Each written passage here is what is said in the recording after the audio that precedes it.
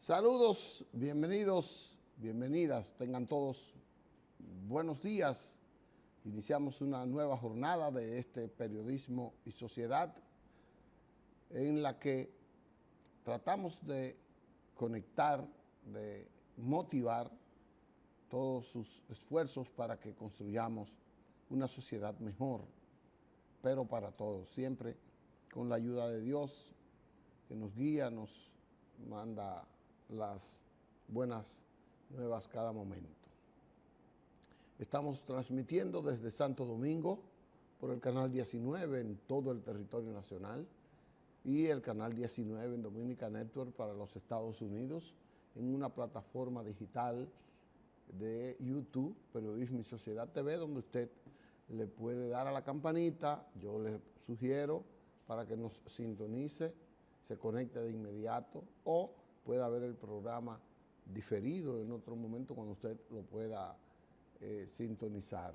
Estamos en Periodismo y Sociedad en Facebook Live y de Andrés Matos, también retransmitido de forma diferida por otros canales como el canal 74 y de Onda TV aquí en el país.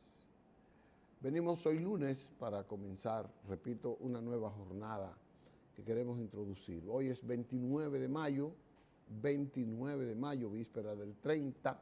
El 30, ya usted sabe, fue la ocurrencia del tiranicidio, el asesinato de Trujillo, pero de eso hablaremos, si Dios quiere, mañana.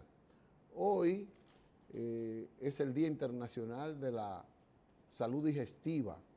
Es el día que especializó la Organización Mundial de la Salud para llamar la atención sobre la atención preventiva y curativa para las enfermedades que tienen que ver con la digestión, tiene que ver con el esófago, tiene que ver con el estómago, con el hígado, con todas esas enfermedades. También hoy es día de llamar la atención a nivel internacional para proteger el Everest. El Everest es el monte más alto que se conoce en el mundo. Está en la parte que divide, que forma parte de Asia y de Europa. Todo eso tiene alguna ramificación ahí. En República Dominicana es un día también especial, es el día de la fundación de la provincia Espaillat.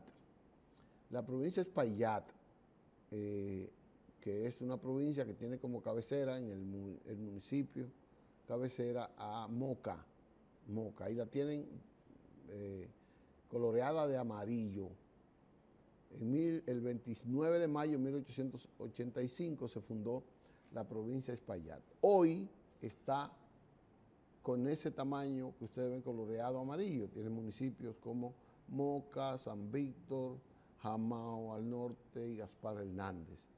Pero antes, vuelve y déjamela ahí, Manuel, la anterior. Antes, cuando se fundó esa provincia, era todo eso que está ahí abajo de lo amarillo, formaba parte de ella, además de ese territorio, el territorio de lo que hoy es la provincia Hermanas Mirabal, de lo que hoy es parte de la provincia Duarte, San Francisco de Macorís, Villarriba formaba parte de la provincia original, Espaillat, y todo lo que es hoy la provincia María Trinidad Sánchez era parte de esa provincia Espaillat. Villarriba se le adhirió, pero Villarriba pertenecía en ese tiempo a La Vega. ¿Por qué se le puso Espaillat? En honor al presidente Ulises Francisco Espaillat, para resaltar su gran demostración de civilidad, de honradez, fue siendo presidente de la República. Don Ulises Francisco Espaillat fue presidente de la República en el 1876, de abril a octubre, apenas duró unos meses en el gobierno. Era un santiaguero ilustre, sigue siendo un santiaguero ilustre, de los más ilustres de los ciudadanos dominicanos, donde la ética, la honradez, la transparencia, el respeto a los derechos, el respeto a las leyes. Se llamó su gabinete el gabinete de los santorales, era el gabinete más elevado que había tenido el gobierno alguno, con los más letrados del país en cada una de las funciones que designó. Así que hoy se nombra ese territorio, el de la provincia de Espaillat, que ya no es como antes, porque ya San Francisco pertenece a la provincia de Duarte, igual que Villarriba. María Trinidad Sánchez hoy es una provincia independiente que salió de ahí, y Hermanas Mirabal, que antes era Salcedo, pues también fue desprendida de esa provincia, Espaillat. Si usted no lo sabía, pues ya sépalo. Así es que con eso comentamos hoy. Queremos también más tarde hacer un análisis, lamentar el fallecimiento de este ilustre dominicano, este letrado dominicano, académico, político, pero más que todo un ser humano excepcional, un ser humano ejemplar, honradez a toda prueba, con principios, con compromiso y, repito, dedicado a la educación. Desde Sastre, que fue desde su ciudad natal de Barahona, llegó a ser rector de la Universidad Autónoma de Santo Domingo y candidato presidencial por el Partido de la Liberación Dominicana. Candidato vicepresidencial por el Partido de la Liberación Dominicana, diputado. Con él tuve una amistad bastante enriquecedora para mí, porque le tomó como ser, como orientador, me dio muchísimas preferencias cuando fui legislador con él. Y antes que fui estudiante de la UAS, pues siempre tenía en el doctor Vidó Medina una lección de ciudadanía, de honradez y de cumplimiento. Así es que en paz descanse. Sus restos van a ser expuestos a partir de las 9 en la funeraria Blandino de la avenida Abraham Lincoln. Para toda la familia del PLD, vaya desde este programa, desde mi persona, nuestras más sinceras condolencias por la pérdida de este gran ciudadano, José Joaquín Vidó Medina. Ya tenemos en la línea, vamos a una pausa para venir entonces con el doctor Alfredo Polanco con su tema de hoy en términos de educación, de persuasión, de orientación a la salud. En breve venimos con el doctor Alfredo Polanco.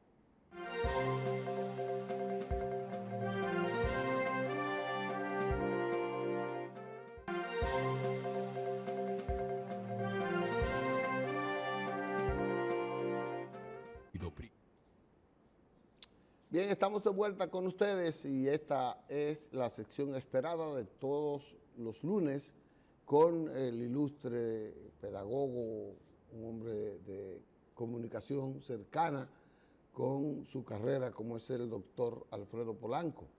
Buenos días, doctor Alfredo Polanco. ¿Qué tenemos para la sociedad en el día de hoy? Buenos días, Licho, y buenos días a todo nuestro querido público. Hoy tenemos un tema bastante importante y es que, debido a que cada 31 de mayo, desde el año de 1987, se conmemora el Día Internacional sin Tabaco. Oiga, qué día tan importante. Desde el año de 1987, la Organización Mundial de la Salud ha dejado este día para llamar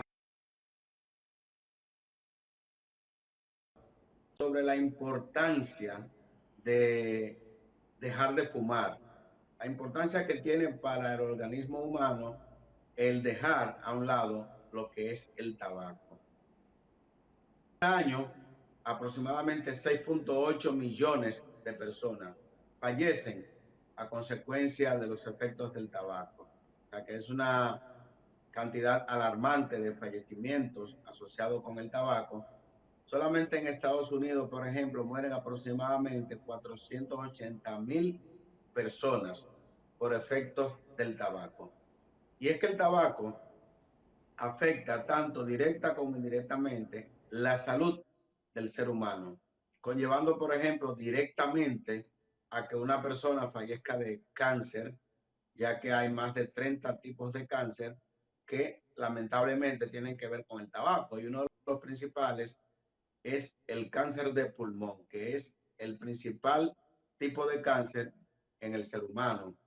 También está involucrado en el cáncer del riñón, cáncer de la vejiga, cáncer labial, esófago, etcétera. Es decir, que si vamos a enumerar los diferentes tipos de cáncer que existen, la mayoría tienen que ver con lo que es el tabaco. O sea, el tabaco es un acelerador de lo que es el cáncer, pero también es la principal causa de una enfermedad pulmonar obstructiva crónica, llámese la bronquitis crónica, el enfisema pulmonar, que también es una causa importante de muerte. El cáncer tiene que ver con las enfermedades cardiovasculares. Por ejemplo, el tabaco. Por ejemplo, las personas que fuman tienen un aumento más importante de los niveles de tensión arterial, ya que la mayoría de las sustancias que están contenidas en el tabaco, es decir, el tabaco contiene más de 7.000 tipos de sustancias químicas, pero hay una muy importante, que es la nicotina, que es la responsable de conllevar a lo que es la adicción. La adicción significa que el paciente necesita cada día más dosis. La persona puede iniciar fumándose un cigarrillo diario, luego va a tener que ir incrementándolo de manera paulatina, porque esa nicotina es una sustancia más adictiva que la cocaína, más adictiva que la marihuana, con el inconveniente de que el efecto de la nicotina es pasajero, es rápido, o sea que permanece por pocos periodos de tiempo, y por eso usted va a ver que una persona se fuma a diario 10 cigarrillos, 20 cigarrillos, 30 cigarrillos, 40 cigarrillos, etcétera.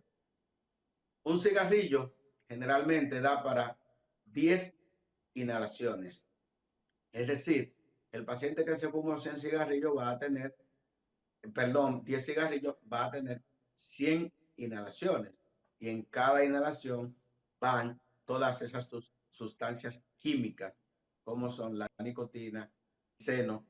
Esto va a generar en lo que es el monóxido de carbono, una sustancia bastante tóxica, por la cual el organismo tiene predilección más que por el oxígeno.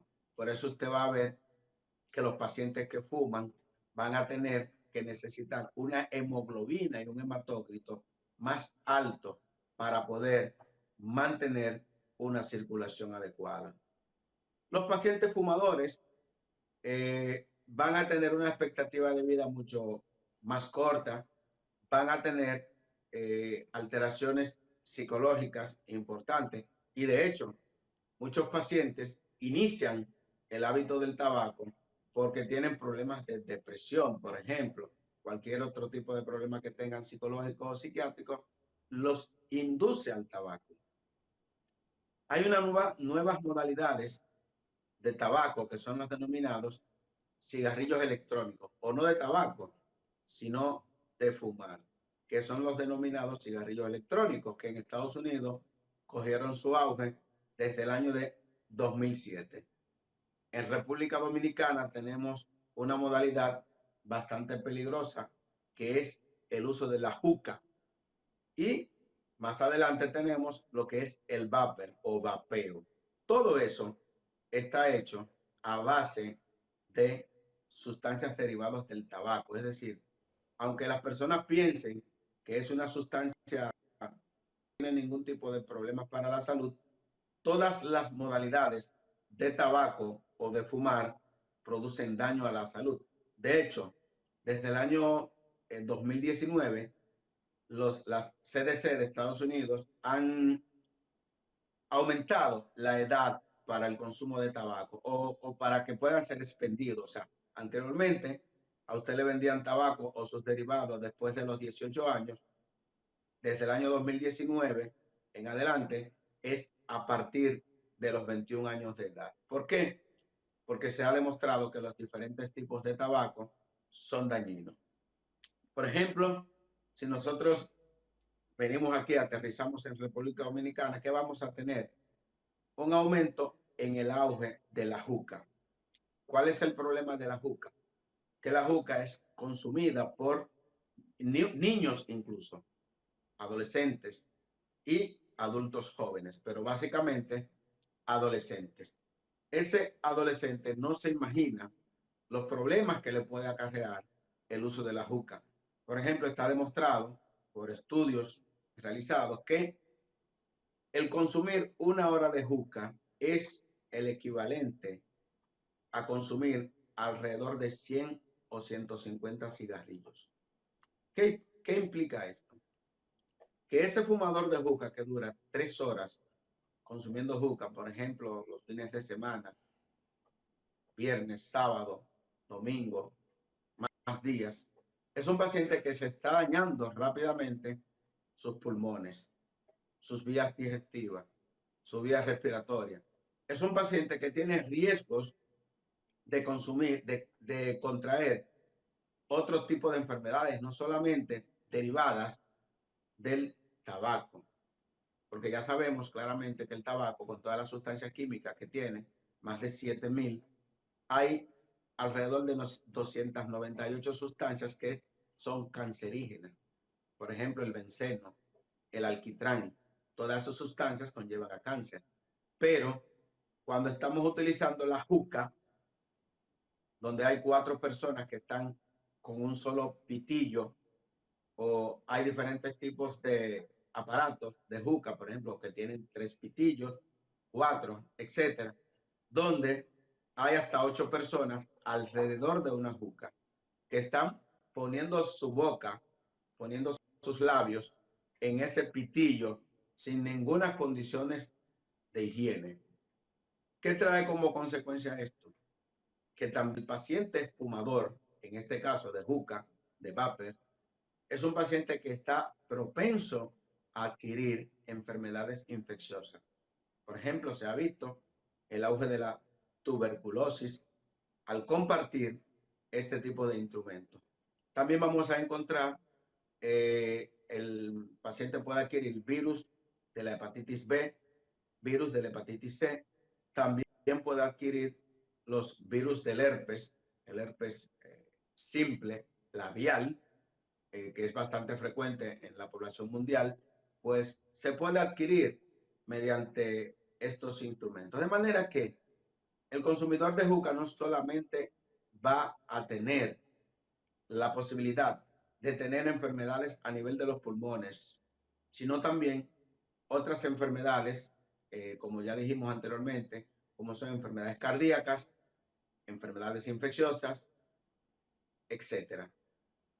Con respecto a las enfermedades cardíacas o cardiovasculares, vamos a ver un mayor incremento o posibilidad de que el paciente tenga infarto agudo del miocardio.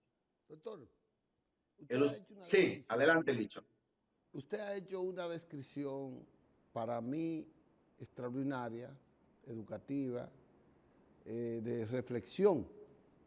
Ahora yo le quiero hacer a usted una pregunta que tiene todos los años bregando con lo que es las políticas públicas de salud. Las políticas públicas se financian a través de los ingresos financieros del gobierno y las traza el poder, el Estado, porque participan ahí los 3 poderes del Estado. La pregunta es esta, doctor. ¿Es rentable para el gobierno esta permisividad al consumo de tabaco en términos financieros? Es decir, lo que recauda de impuestos el gobierno permitiendo el uso de esa variable, de todas esas variables del consumo de tabaco, de la juca, etcétera, por los impuestos que recibe versus lo que gasta en mantener la salud o en recuperarle la salud a esas personas. ¿Es rentable para el gobierno? Yo le pregunto la balanza, porque yo veo como que los gobiernos no hacen nada para orientar sobre este daño que hace el tabaco, que hacen los cigarrillos, que hacen todas esas variables, incluyendo los cigarrillos electrónicos, por privilegiar los impuestos que estos pagan. Sí, la respuesta clarísima es: no es rentable. Hay más daño, hay más perjuicio, hay más gastos del gobierno que debe de invertir más en salud, en las personas afectadas por las complicaciones tanto agudas como crónicas del consumo de tabaco. Por un lado, por ejemplo, toda la tierra que se dedica, por ejemplo, al cultivo del tabaco, estábamos revisando un análisis que hace la Organización Mundial de la Salud. Ese territorio donde se cultiva tabaco podría utilizarse para cultivar otro un tipo de frutos, vegetales, que sean aptos y adecuados para el consumo humano, que le dejarían mucho más beneficios a los gobiernos. O sea, están haciendo un análisis de los países productores de tabaco. O sea, si todo ese territorio se dedicara al cultivo de productos agrícolas, sería mucho más rentable y beneficioso para los países que los cultivan.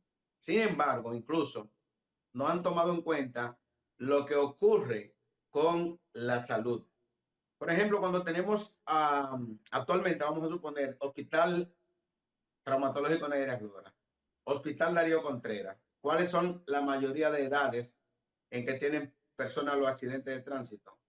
Entre 15 a 40 años. Entonces, ¿qué ocurre? Tenemos a un paciente con una fractura de cadera, de tibia, de fémur, etcétera, que fue ingresado en el hospital X de trauma. Ese paciente lo van a operar mañana. Ingresó y lo van a operar mañana. Pero cuando se detecta que ese paciente es fumador, por ejemplo, de juca, ¿qué ocurre? Que ese paciente tiene que llevarse una interconsulta a neumología. El neumólogo lo evalúa, detecta que ese paciente tiene 2, 3 años consumiendo juca, ya tiene que ponerle un tratamiento a base de esteroides, a base de broncodilatadores, por 3 días, 4 días, una semana. ¿Cuánto tiempo se va a llevar ese paciente para que le realicen una cirugía que iba a salir en 2 días del hospital y ahora a esos 2 días se le agrega una semana? Entonces aquí tenemos el balance que usted quería que le hiciera. Costos por el Estado. Entonces se ha perdido días cama, días recuperación. Ese paciente va a tardar más tiempo en recuperarse. ¿Por qué? Porque el sistema inmunológico de un fumador no es el mismo sistema inmunológico de un no fumador, que lógicamente el del fumador es un sistema inmunológico que va a estar deprimido. Si tomamos en cuenta también los impuestos que adquiere el Estado, dicho, para nadie es un secreto, y amigos televidentes, que muchos de esas sustancias que se adquieren para el uso, por ejemplo, de la juca, posiblemente no sean sustancias que paguen debidamente la mayoría o muchos impuestos de forma adecuada. O sea, es importante tomar en cuenta esto, que los perjuicios son mucho más grandes que lo que se puede beneficiar el Estado si realizaran campañas. Es simplemente realizar campañas educativas para que las personas dejen de fumar o suspendan este mal hábito, Licho. Bueno, habrá que modificar la ley. Otro aspecto que usted quiere tratar de ese tema, doctor. Bien, ya para concluir, lo más importante es que hagamos conciencia. Por ejemplo, no en vano, la Organización Mundial de la Salud dispone de que este día, el día 31 de mayo, sea el Día Internacional del Tabaco o Día Internacional de dejar. Es para que los gobiernos ¿Cuál es el hagan término, doctor? ¿Cuál es la denominación oficial de este día? Día Internacional. del tabaco, pero es básicamente para hacer conciencia del daño que hace el tabaco. Ahí se mencionan todas las estadísticas de mortalidad del tabaco. Por eso se dice un día sin fumar, que es el 31 de mayo de cada año, desde el año 1987. Ese es el día que se le llama a la población, que si usted es fumador, ese día no fume, y usted verá lo bien que usted se va a sentir. Aunque muchas personas piensan que es difícil dejar de fumar, es cierto, es difícil dejar de fumar.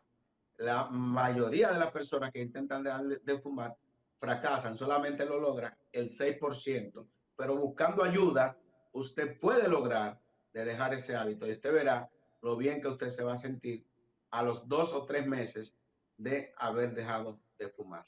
Usted detalló la estadística de Estados Unidos, hablo de más de 6 millones de personas que mueren al año. ¿En el país existe Sí. alguna estadística? No recuerdo que usted la haya dicho. No tenemos, que yo sepa, no tenemos estas estadísticas de mortalidad a consecuencia del tabaco. Recuérdense que en nuestro país, por ejemplo, eh, tenemos también ese problemita con el llenado de las actas de defunción. Aquí en cualquier lugar una persona muere y le ponen que murió de una parada cardiorrespiratoria. Entonces a cada quien que muere se le paró el corazón y se le paró la respiración. Entonces, las actas de defunción tienen varios acápites donde se habla de la causa primaria de muerte. Entonces, un paciente que es fumador, tiene que haber un acápite en esa acta de defunción donde quien desencadenó la muerte en ese paciente fue el tabaco. Un paciente que tenga bronquitis crónica, la bronquitis crónica es secundaria ¿qué? Al tabaco, pero van a poner que se murió por una neumopatía, una enfermedad pulmonar, pero no van a poner por ninguna parte que se murió de que a consecuencia de que fue esa muerte directamente fue del tabaco. Bueno. Bueno, doctor, finalmente un último mensaje, envíeselo, porque el 31 vamos a decir un día sin el tabaco. Claro que sí, eso es lo más importante. Si usted fuma, si usted tiene parientes que fumen, por ejemplo, es un llamado que le hacemos a los padres. Es difícil en este siglo XXI el control de los padres con sus hijos. Ahora mismo los hijos quieren gobernar a los padres, pero la situación no debe ser así. Usted debe siempre de escuchar los consejos de su padre, los consejos de su madre. Y yo estoy completamente seguro que el 99% de los padres que tienen hijos que fuman, sobre todo que fuman juca, no están de acuerdo con este hábito. Llévense de sus padres. Vamos a tratar de dejar de fumar. Y usted verá que, como dice el dicho, vamos a construir una sociedad más justa, una sociedad mejor, pero para todos. Ese es nuestro mensaje. Muchas gracias, doctor. Usted ha traído uno de los temas más interesantes, más culturalmente acendrado en la sociedad dominicana. Yo sé que es difícil dejar eso, pero hay que comenzar. En el 2001 se aprobó una ley de no fumar en sitios cerrados y de obligar a las compañías que anuncian los cigarrillos que digan que el fumar es dañino para la salud.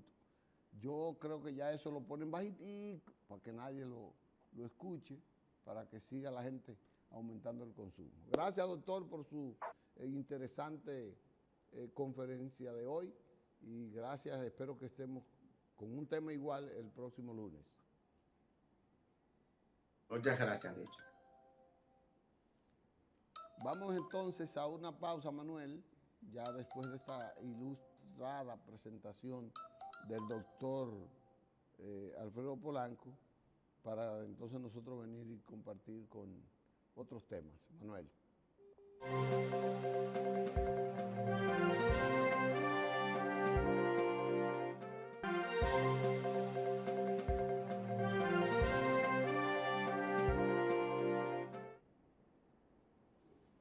Bien, regresamos con ustedes en esta segunda parte ya, o tercera parte del programa de hoy, llamado a la reflexión, Día Internacional del Tabaco, para que dejemos o reduzcamos el consumo de este producto por las enfermedades, los que nos provoquen esa parte.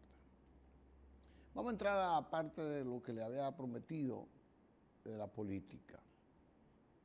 Esta semana ocurrieron noticias de trascendentes interés para todos nosotros los que venimos elucubrando de lo que puede pasar en la situación interna de los partidos y, por tanto, en la situación electoral del país.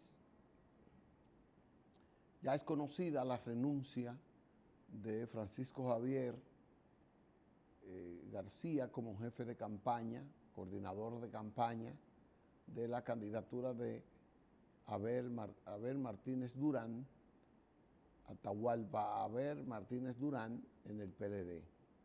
Ocurrió justamente en el momento en que Abel pues despedía a su queridísima madre, quien falleciera justamente en esos días. Las razones que saca a relucir, que le motivaron su decisión a Francisco Javier, tienen mucho que ver con la disciplina, con el respeto, con la comprensión de lo que es la disciplina estratégica. Francisco Javier ha sido un jefe de campaña exitoso, dirigió la campaña de Leonel Fernández, la de Danilo Medina, y en el Distrito Nacional también ha dirigido campaña. Es un hombre de mucha experiencia. Usted puede estar o no de acuerdo con él, pero en política y en la vida, cada día, cada acción le reproduce un aprendizaje a usted, una experiencia negativa o positiva, que usted la convierte en beneficiosa para su futuro, de acuerdo a como usted diga.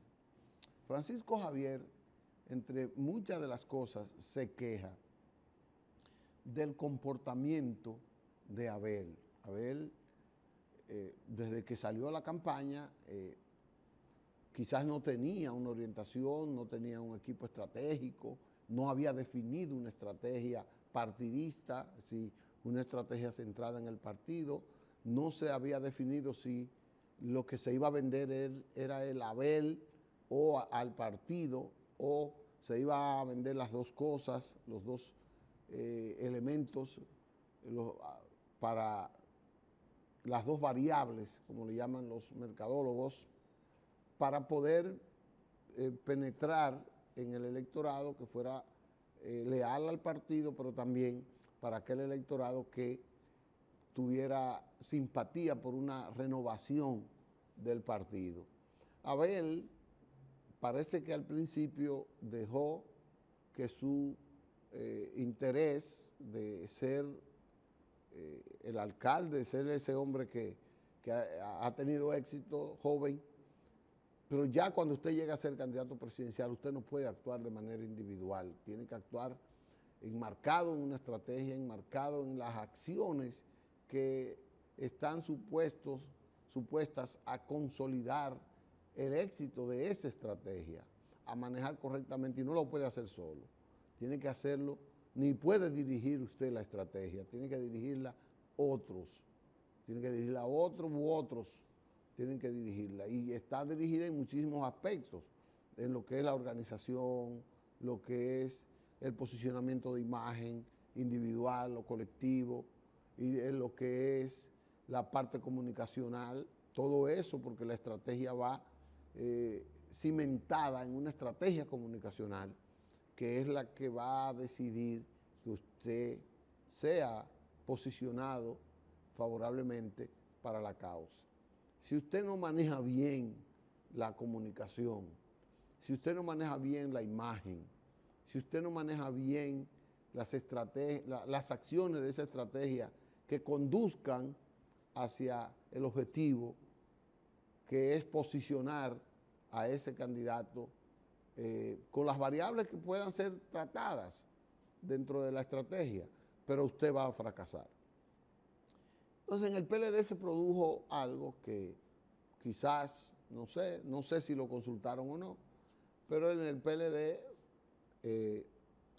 Francisco Javier aduce que la bifurcación, la ramificación de los equipos de campaña en distintas áreas, sin la autorización, sin el control, sin el seguimiento del coordinador general de campaña, eso iba a provocar un dislocamiento del mensaje, del objetivo, iba a fracasar el objetivo.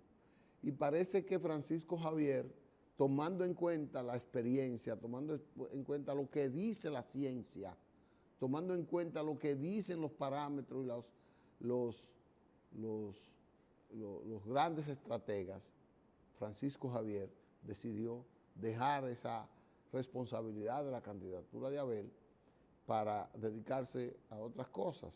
Pero lo que él aduce es razonable. Lo que aduce Francisco Javier es razonable. Usted no puede manejar una estrategia con distintos directores sin una orientación centralizada, no centralizada individualmente, sino en función de la estrategia. Porque ahí se le va a provocar un desorden, no se va a posibilitar el posicionamiento de la imagen, que es lo que quieren, porque cada candidato gana porque posiciona una imagen, negativa o positiva. Si es negativa, pierde. Si es positiva, tiene la ventaja de ganar. Entonces, en comunicación eso es vital. La formación de varios grupos para el desarrollo de estrategias distintas o no coordinadas, nada más lleva al fracaso. Nadie puede tener éxito con una indisciplina estratégica. Nadie puede tener éxito. Y parece que eso rara vez ocurrió con Abel. Yo pienso que se podía arreglar, yo pienso que todavía se puede resolver. Quizás Francisco Javier esté dando una alarma para que llame, para que eso se reflexione, pero lo que pasó ahí creo que fue la designación de Navarro como un equipo ad hoc que iba a trabajar al margen de Francisco Javier, según lo que él ha dicho, o que iba a trabajar sobre el trabajo de Francisco Javier, valga la redundancia, y como que iba a ser, pudo haberse percibido así, como un censor de la campaña de Abel. No está mal que lo haya hecho, que lo hayan designado, lo único que tiene que ser designado es como una especie de supervisor, como una especie de evaluador, porque las acciones humanas son perfectas. Posiblemente la estrategia de la campaña indica que en el este, por ejemplo, hay que hacer tantas actividades, se programan tantas acciones en distintas vertientes de las actividades políticas, comunicación, organización, etcétera, etcétera. Alguien tiene que velar porque eso se cumpla. Y eso no estaría superpuesto. Lo único que eso tiene que estar es dentro del comando, del equipo de campaña, que tiene una dirección. Entonces, esa objetividad, esa confraternidad gerencial tiene que ir para que se corrijan y se evalúen para no repetir el error, sino el éxito que haya tenido una planificación en ese aspecto. La planificación de cualquier evento, de todos los eventos que implica una campaña, tiene que ser evaluada día a día, semana tras semana, acción tras acción. Tienen que ser evaluadas los miembros, los componentes, todo eso. Pero eso no puede ser sobre la base de la desobediencia, no. Sobre la base de la suplantación, de la bifurcación de la autoridad de la persona que dirige la parte central general de eso. A mí me luce que, a ver, yo tengo la esperanza de que Francisco Javier eche para adelante, porque Abel es una figura, supóngase que Abel no gane las elecciones, pero Abel es un candidato que expresa una intención de renovación del escenario político. Señores, hay gente, nosotros tenemos conduciendo, salvo Luis Abinader, que entró hace 10 años a la política, protagónicamente hablando, 10 años, en el 2014, en el 2012, Luis entró como candidato vicepresidencial, ya era un protagonista, ya entraba al escenario como él. Y Luis en 8 años, Luis ganó las elecciones. Y Luis expresa un cambio, expresa una renovación. Y Luis es un ejemplo de que la gente quiere un poco como aislarse de esos protagonistas de la política que aún con todas sus experiencias necesarias, con toda su sapiencia, que son imprescindibles, óigame bien, la experiencia de los políticos de mayor edad, de mayor, de una larga trayectoria, es necesaria, sin obviar la impronta de esa juventud, de esos valores nuevos, pero no puede ser, tiene que ser, como decía el doctor Peña Gómez, lo mejor de lo nuevo con lo mejor de lo viejo. Y hay unas corrientes que dicen que todo lo nuevo que tiene que ir, que lo viejo mándeselo al carajo. Y otros que dicen que todo lo nuevo no tiene valor, que todavía nunca van a madurar. Entonces no puede ser así, tiene que ser una mezcla, tiene que ser una combinación de eso. Y en el Partido de la Liberación Dominicana, quiera sí o no, esa era lo que se buscaba, un candidato nuevo, con un jefe de campaña viejo, con muchas mañas, con mucha experiencia, con mucha sapiencia, con mucha inteligencia, que se vinculara en eso. Y entonces eso se puede dar en ese necesario intercambio que tiene que darse en las reuniones, en los talleres, etcétera, etcétera. Yo lamento mucho la renuncia de Francisco Javier, porque lesiona de manera determinante, el impulso de la candidatura de Abel Martínez Durán, que yo repito, es para mí la excelente decisión que tomó el PLD de escoger los candidatos, porque no se diferenciaba en muchos aspectos de lo viejo de ese partido. Ese partido estaba con la misma dirección de hace 30 años en ese aspecto. Entonces me gustaría que esto fuera sencillamente como un llamado a la atención, que Francisco Javier no lo haya puesto de manera irrevocable, que vea que pudieran resolverse esos escollos que están ahí, que a quien puso Abel es un ejemplar ciudadano, es un hombre profesional con muchas luces, con una gran experiencia también, lo de Andrés Navarro, que también es un nuevo valor, si se quiere, para lo que es los cargos principales, aunque tiene mucho tiempo bregando en la política. Es un técnico que pudiera apoyarle mucho. Me gustaría ver este reencuentro de esos valores del PLD para que el PLD pueda remontarse en esa parte, porque es necesario tener hombres de esa categoría de Abel en la contienda electoral, en la contienda política. Él tiene que madurar muchas cosas, pero no es de rechazar, no es de fracasar, no es de descalificar la presencia de Abel Martínez en el escenario electoral. Me quedo con ese comentario y ya tenemos que irnos. Volveremos mañana con otros temas de quizás no sea de este mismo tema, pero sí una sección de la política que está pasando en el país. El PRM tiene una lucha feroz con las alcaldías del Gran Santo Domingo y eso hay que analizarlo con profundidad en esa parte.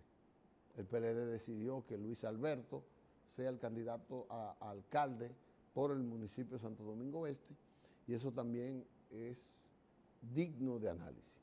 Pero no tenemos más tiempo, nos vemos mañana en otro importante comentario, en otro programa de otro esfuerzo de construir una sociedad mejor, pero para todos. Hasta mañana, si Dios quiere.